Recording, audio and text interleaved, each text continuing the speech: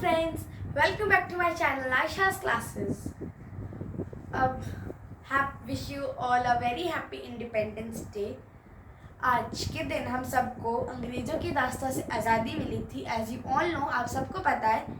और हाँ, ये दिन हम भारतवासियों के लिए बहुत यादगार है और ये बहुत ही ज़्यादा हर्षोल्लास भाग्योदय का अपन के लिए दिन है, क्योंकि गुलामी किसी को नहीं पसंद, भले वो पंछी हो चाहे मनुष्य. आज़ादी सभी को प्रिय होती है. हम भारतवासियों के लिए 15 अगस्त 1947 का दिन अत्यधिक हर्षोल्लास और भगोदय से भरा था. क्यों? क्योंकि इस दिन हमें सदियों से अंग्रेज़ों की गुलामी से दास्तां से आज़ादी मिली थी. तो अब वो आज़ादी की चिंगारी कब लगी थी? 1857 में हम भारत में पहली चिंगारी लगी थी अंग्रेज़ों की. फिर उस अनेक कारणों से वो बढ़ती गई और अंदर ही अंदर सुलगती गई और अनेक देशभक्तों से वो छोटी सी चिंगारी शोला बन गई. और अपन की जो आज़ादी की कहानी है वो बहुत ही ज़्यादा संघर्षों से और बलिदानों से भरी है.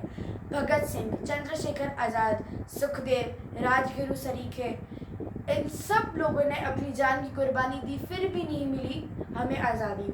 बट एट द एंड अंततः गांधी जी के नेतृत्व में हमें आज़ादी मिली. और इस दिन 15 अगस्त को हम हर साल क्या करते हैं? अपन के देश के प्रधानमंत्री ऐतिहासिक लाल किले पर ध्वजारोहण करते हैं और अपना संदेश देते हैं. इस दिन अनेक कार्यक्रम भी होते हैं, जैसे कि परेड, एयरफोर्स शो, ध्वजारोहण और भी बहुत सारे. और इस दिन हम देशभक्तों को या फिर देशवासियों को ये याद रखना चाहिए कि हमें अपने देश के लिए हमेशा उसकी रक्षा करनी चाहिए. ठीक है. सो मैंने आपको इंडिपेंडेंस डे की छोटी सी कहानी या फिर आप कह लीजिए शॉर्ट समरी बता दी है. अब अपने टॉपिक पे आते हैं.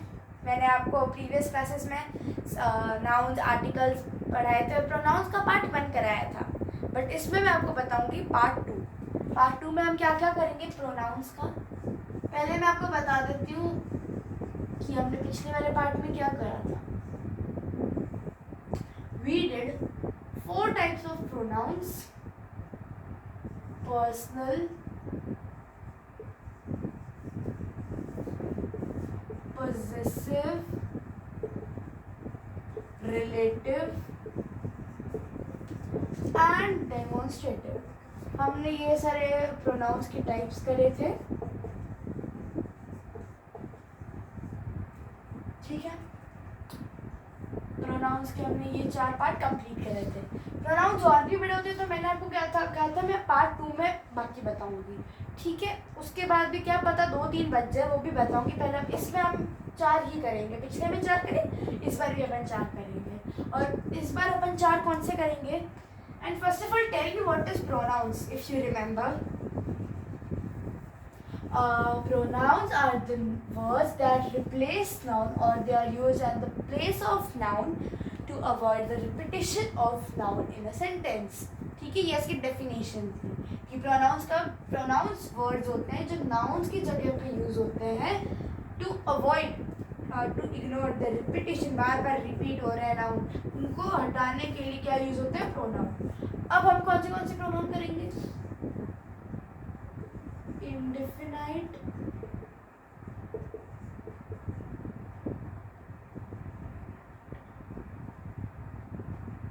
इंटेरोगेटिव.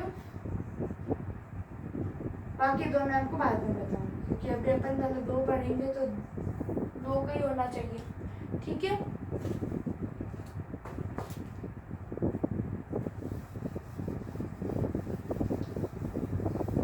पहले अपन कौन सा वाला करेंगे? Indefinite.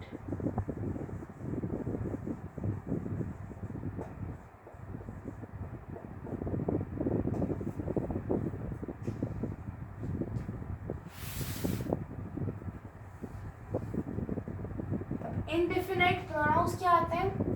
That are used without you can say that without reflecting or specifying anything. For example, इसका भी एक एग्जाम्पल बताती हूँ. First of all with sentence that these are the words used without specifying a particular thing. इनमें कौन कौन से pronouns होते हैं? Such as everyone. वो एक पर्टिकुलर या स्पेसिफिक चीज़ की बात नहीं करते, ठीक है?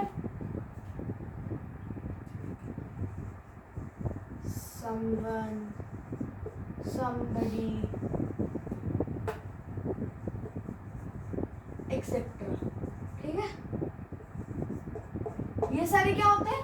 Indefinite pronouns. अब ये क्यों यूज होते हैं? To you can say that हम कोई भी इसमें क्या करते हैं, रिपीटिशन के लिए यूज़ करते हैं ना अपन प्रोनाउंस, कि बार बार रिपीटिशन ना हो. तो ये अपन एक पूरे पर्टिकुलर चीज़ के लिए यूज़ नहीं करते हैं. स्पेसिफिक, विदाउट स्पेसिफाइंग एक चीज़, ठीक है? विदाउट स्पेसिफाइंग इट, किसी भी पर्टिकुलर चीज़ का नहीं करते. We are talking about all group, किसी एक प्रॉपर नाउन की बात नहीं करेंगे, ठीक है? It's all about the common noun. Everyone में सब आते हैं. समवन कोई एक आ रहा है जो हमें नहीं पता, क्योंकि हम स्पेशली नहीं बता रहे. अब मैंने आपको पूछा हु इज़ कमिंग, आपने कहा कि द टीचर इज़ कमिंग, ठीक है?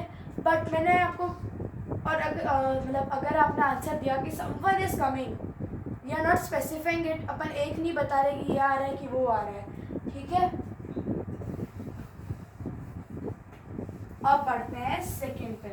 इस वाले में बस इतना ही था. Now let me tell you about the second one, that is distributive.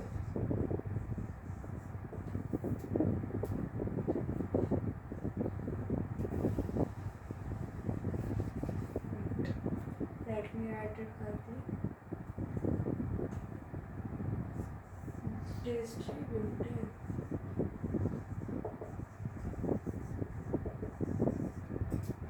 ये कब यूज होते हैं? अब these are use such as each. पहले बताती हूँ इनके एग्जाम्पल कौन कौन से वर्ड होते हैं. ईच और नीदर, ईदर, एक्सेट्रा, ठीक है? नीदर या फिर you can say it neither और ईदर, ठीक है? डिस्ट्रीब्यूटिव में अब क्या होता है कि दैट डिस्ट्रीब्यूटिव में we are specifying something, such as, although we are talking about a particular person who is the distributor, distributor of the subject or object, ठीक है? each, वो क्या बता रहे हैं? हर एक डिस्ट्रीब्यूटर्स का पार्ट बता रहा है. each one of, ऐसे एग्जांपल लेते हैं, each one of you will get a chocolate on Independence Day, ठीक है?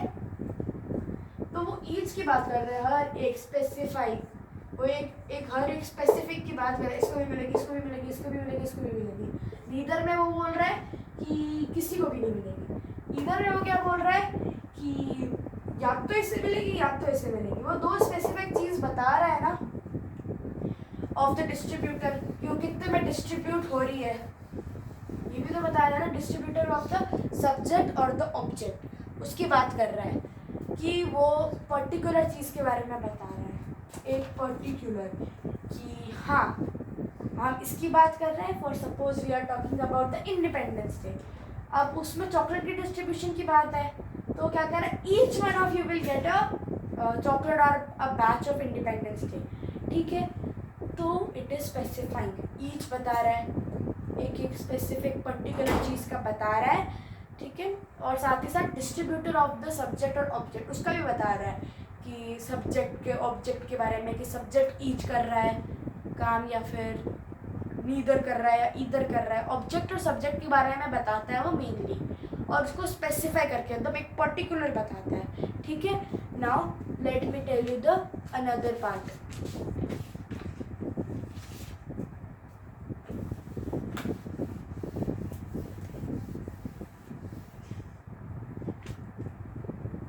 Reflexive,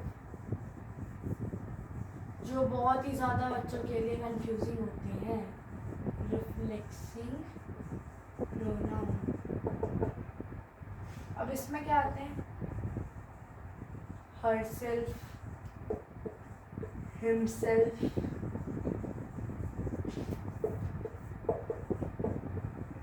itself, themselves.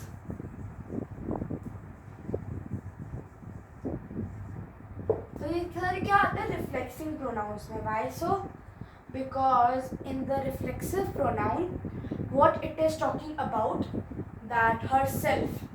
मैंने एक सेंटेंस लिखा, she does her work by herself. By herself. ठीक है, अभी सेंटेंस है she does her work by herself. अब इसमें वो क्या बता रहा है कि she है, नाउन ले लो, लाइक प्रोनाउन ले लो, सब्जेक्ट ले लो तो इजी रहेगा. प्रोनाउन तो ये है और साथ में क्या है, सब्जेक्ट. हरसेल्फ क्या है इधर, प्रोनाउन. वर्क क्या है इधर, वर्ब. ठीक है, अंडरस्टूड. अब शी क्या है, सब्जेक्ट. अब वो कह रहा है ऑब्जेक्ट मानते हैं, इसे ऑब्जेक्ट लिखते हैं. ठीक है, ऑब्जेक्ट है तो ये प्रोनाउन भी. ठीक है, प्रोनाउन भी है शॉर्ट फॉर्म. अब वो कह रहा है कि ऑब्जेक्ट रिफ्लेक्ट होके कहाँ आता है, सब्जेक्ट पर. अच्छे से सुनना कि ऑब्जेक्ट की बात कर रहे हैं वो, बात तो सब्जेक्ट की है, बट वो क्या कह रहा है, she does her homework bye her self. Subject की बात कर रहा है ना, तो लास्ट में जो ऑब्जेक्ट लगा होगा वो वापस रिफ्लेक्ट होके कहाँ आ जाएगा, सब्जेक्ट में. हर सेल्फ की बात कर रहे हैं तो वापस किसकी बात कर रहे हैं, सब्जेक्ट की. I do my work by my self, मैं खुद से करती हूँ. आई क्या है, सब्जेक्ट. माई सेल्फ क्या है, ऑब्जेक्ट. ऑब्जेक्ट फिर किसकी बात करने लग गया, सब्जेक्ट की. माई सेल्फ, माई सेल्फ इधर कौन है, मैं हूँ. तो वो क्या हो गया, मैं कौन हूँ, सब्जेक्ट इधर. अंडरस्टूड. मैं सब्जेक्ट हूँ और जो ऑब्जेक्ट होगा, herself, himself, itself, themself, और we can say reflexive pronoun. Object नहीं कहोगे तो रिफ्लेक्सिव प्रोनाउन जो भी होगा लास्ट में प्रोनाउन होगा, जो ऑब्जेक्ट होगा वो वापस रिफ्लेक्ट आके कहाँ पे आएगा, सब्जेक्ट पे. वापस उसी को, वो जो ऑब्जेक्ट होता है या फिर जो प्रोनाउन होता है लास्ट में लगा है, वो क्या करता है, वो वापस रिफ्लेक्ट होके किसकी बात करता है, शी की. रिफ्लेक्ट का मतलब इधर आप जैसे कि समझ लो, सेंटेंस में अपन कांच पे लाइट डालेंगे और रिफ्लेक्ट होके वापस आएगी ना, तो वैसे ही वो बात कर रहा है. सब्जेक्ट हूँ मैं, लाइट मिरर पे पड़ रही हूँ, मतलब ऑब्जेक्ट पे, तो वापस कहाँ आ रही है, सब्जेक्ट पे. दैट्स इट, इतना ही कहा है. और वो क्या कह रहा है कि है ना, दैट ये जो रिफ्लेक्सिव प्रोनाउन होते हैं are used to avoid repetition of pronouns. अब बार बार प्रोनाउन लगाएंगे, she, do, her, by, her work by she. ठीक है, ऐसे बार बार बोलेंगे ना तो अजीब लगेगा. These are the words used when subject object is referring to the same. जैसे कि ये वर्ड प्रोनाउन कब यूज़ होता है, ये जो सब्जेक्ट और ऑब्जेक्ट है वो एक ही पर्टिकुलर पर्सन की बात कर रहा है. ठीक है, and to order to avoid repetition को अवॉइड करने के लिए. अंडरस्टूड. और इसके एग्जाम्पल भी मैंने आपको दे दिया था, एक और दे देती हूँ. Get your self your jacket. Your self your jacket, अपनी जैकेट खुद लाओ. योर सेल्फ क्या है इधर, ऑब्जेक्ट, और योर क्या है, सब्जेक्ट. तो वो क्या कर रहे हैं, ऑब्जेक्ट वापस आके सब्जेक्ट पे ही आ जाता है. ठीक है, सो दैट इज रिफ्लेक्सिव, कि ऑब्जेक्ट वापस रिफ्लेक्ट होके या फिर वापस क्या आता है, वो सब्जेक्ट और ऑब्जेक्ट एक ही पर्टिकुलर पर्सन या थिंग या प्लेस की बात कर रहे होते हैं. प्लेस की तो नहीं, नाउन की बात कर रहे हैं, पर्सन की या फिर किसी थिंग की. और अवॉइड रिपीटेशन भी अवॉइड करनी. Last but not the least, it is interrogative.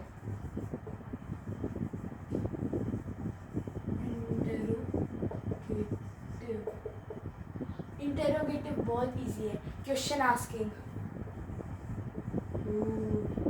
when, where, or you can say WH question. WH के जो क्वेश्चन बनते हैं या फिर question asking words are known as interrogative pronouns. Who is Shanaya, who is Shanaya. अब वो who क्या है इधर, इंटेरोगेटिव प्रोनाउन, क्योंकि वो बात किसकी कर रहे हैं, सब्जेक्ट की. That is a noun. अब वो उसकी बात कर रहे हैं, नाउन की जगह पे यूज कर लिया हु, तो वो क्या होता है, क्वेश्चन आस्किंग. अब वो क्वेश्चन पूछ रहे हैं, who is your best friend. Who is your best friend, ये क्या है, एक इंटेरोगेटिव प्रोनाउन. अब उन्हें इंटरोगेटिव नाउन को इंटरोगेटिव प्रोनाउन को बात नहीं की, बट डिफरेंस कैसे पता चलेगा? है तो बात एक ही, इंटरोगेटिव का मतलब एक है, बट प्रोनाउन और नाउन में डिफरेंस कैसे पता चलेगा? पीछे she is, who is she, तो शी क्या है इधर? प्रोनाउन, और वो हु किसके लिए यूज हुआ है? प्रोनाउन, तो वो क्या होगा? Interrogative pronoun. ठीक है, these are the words used for asking question, why, और खाली क्वेश्चन पूछने के लिए यूज होता है। ठीक है, एक और एग्जांपल लेते हैं। Where is your bag, where is your book, where is your book, question mark is compulsory. अब उसने कहा वेयर इज योर बुक, अब वो क्या बात कर रहा है? वेयर, क्वेश्चन पूछ रहा है किसके बारे में? प्रोनाउन, इधर प्रोनाउन की बात कर रहा है। प्रोनाउन क्या है इधर? प्रोनाउन सब्जेक्ट है। ठीक है, तो वो उसकी बात कर रहा है, तो उधर क्या लगा दिया हमने? इंटरोगेटिव, क्वेश्चन पूछता है। ठीक है, सो हमने कौन से 4 टाइप ऑफ इस वीडियो में पढ़े? प्रोनाउन, रिफ्लेक्सिव, इंटरोगेटिव, डिस्ट्रीब्यूटिव, और एक जो फर्स्ट पढ़ा था इंडेफिनाइट। ठीक है, तो ये 4 हमने पढ़े थे इस वीडियो में। And thank you for watching my video. अगर आपको इससे थोड़ी सी भी हेल्प मिली हो या फिर अच्छी लगी हो मेरी video, so please do like, share and subscribe. Thank you and have a very happy independence day.